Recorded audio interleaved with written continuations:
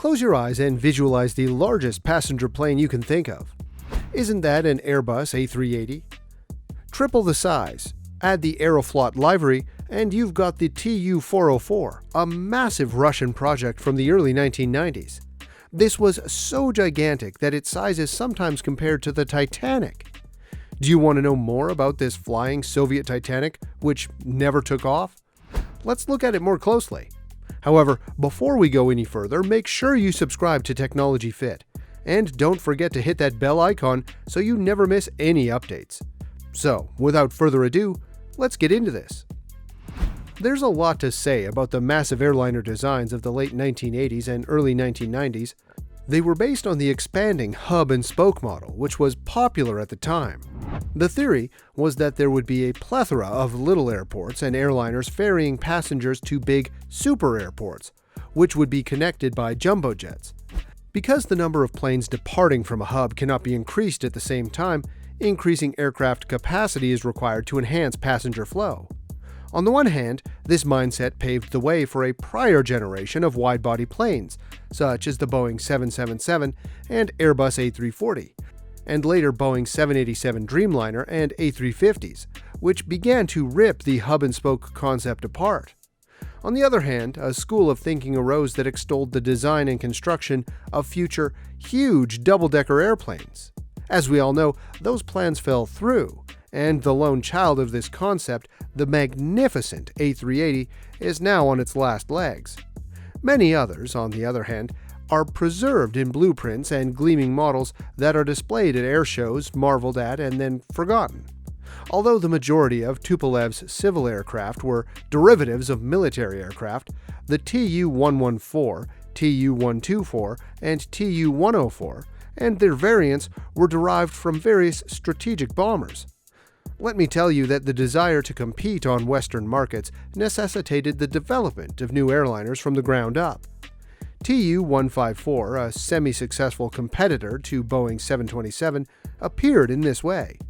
It was time for a replacement by the early 1980s, which led to the construction of the Tu-204, the first and sole example of the last generation of Soviet airliners. Here it is worth noting that Yuri Vasilyevich Vorobyev was one of the engineers working on the Tu-204, and his prior work included the modernization of the Tu-22M Backfire supersonic bomber. As the old system fell and government-controlled design bureaus began to be transformed into private enterprises, his finishing touches on the new airplane coincided with the conclusion of Perestroika and the final demise of the Soviet Union. By the year 1991, when the USSR was disbanding, Vorobyev was the deputy chief of Tupolev's civil aviation department, and he was tasked with maintaining the country's airplane fleet's modernization during severe economic chaos. The engineer, who had no means of doing so but still wanted to retain the bureau's standing as a leading aircraft producer, turned his attention to Western trends. Westerners, on the other hand, were not satisfied with large twinjets. They were preparing A380s, Boeing NLAs, and Lockheed Martin's VLSTs. The circumference of fuselages had to match the thickening of connections between hubs. The Tu-404, the O4 family's largest member, was conceived, and its fate foretold the meaning of the now famous error code. Vorobyev personally oversaw the project, bringing his knowledge with strategic bombers to the table. Two designs were quickly created. A typical design would be a double-decker with a length of 86 meters and a wingspan of 77 meters, which would be very similar to the A380, but much heavier. It had to be powered by a Rolls-Royce Trent or a domestic competitor, the NK-44, which was particularly planned but never built. There is very little information on this prototype, as the second, flying wing, was seen to have more potential. The Tu-404 was built to carry more than 1,200 passengers to destinations between 12,000 and 13,000 kilometers distance. Moreover, the Tupolev's design bureau looked into several different Tu-404 variants, including a flying wing and a conventional design. 6 pusher turboprop engines would power the flying wing, each producing 18,000 kilograms of thrust during takeoff. The engines would have been situated between two huge V-shaped vertical stabilizers in the tail section of the flying wing fuselage. 6 passenger compartments were located in the center fuselage, with a total capacity of 1,214 passengers. The middle fuselage's leading edge featured a 45-degree sweep. The leading edge sweep of 2 enormous retractable wings carrying fuel tanks is 35 degrees, and they are linked to the center fuselage. The majority of the aircraft's fuel is stored in the wings. A 2-level passenger airplane capable of transporting 1,200 people to destinations up to 10,000 kilometers away was the standard design. The lower deck of the fuselage was planned as a cargo compartment with multiple sections for hauling cargo in standard aviation containers. A hybrid passenger cargo aircraft with a larger cargo section and a specialized cargo model were both examined as sub-variants of this design. Enormous control surfaces are found on the massive low-level wing with a 35-degree leading-edge sweep and vertical wingtips. Multi-section leading-edge control surfaces, low-speed control areas, and multi-section flaps. 2 parts make up each side of the altitude control surface.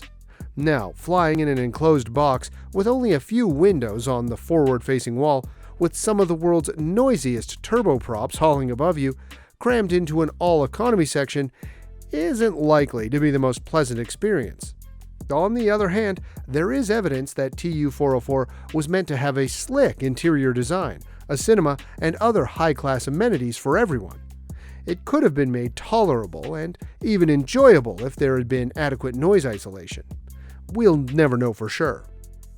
Various instances of Tupolev discussing the concept with several potential customers may be found on the Russian side of the internet, but the details are few and sound a lot like rumor. The Tu-404's only tangible remnant is a model of the aircraft that was displayed in different exhibitions between the years 1993 and 1997. Because many Russian flying wing designs from the 1990s are widely intermixed, tracing the aircraft's lineage is challenging. At the same time, Tupolev Bureau designed another, somewhat smaller, unidentified airliner with this layout, perhaps as a continuation of the 404 or as an entirely distinct aircraft. This one had 4 turbofan engines between the tail fins, and its models and plans are frequently mislabeled as 404. Several descriptions of PAK-DA, the next-generation stealth bomber, and transport aircraft began circulating in the mid to late 2000s. Tupolev designed it as well based on an older project. However, it is unclear whether Tupolev designed it based on Tu-404 or not.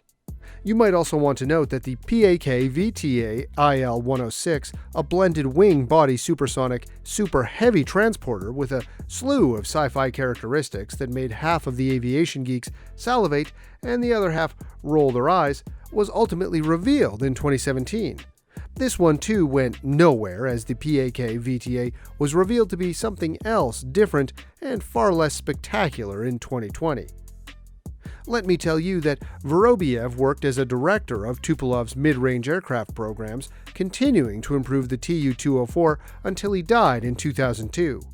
His most ambitious concept, like many of its Western counterparts, faded into obscurity, consigning a vision of supersized jumbos with 1,000-plus seats to the realm of alternative history. Don't forget to share your thoughts and valuable feedback with us in the comments section below. That's all for today's video, and I hope you enjoyed this video. If you liked the video, make sure you share it with your friends and give this video a thumbs up. And if you have not already subscribed to our channel, subscribe to it and press that notification bell so you receive a notification each time we upload an interesting video on this channel. Thanks for watching this video. We will see you in the next video. Take care and stay tuned.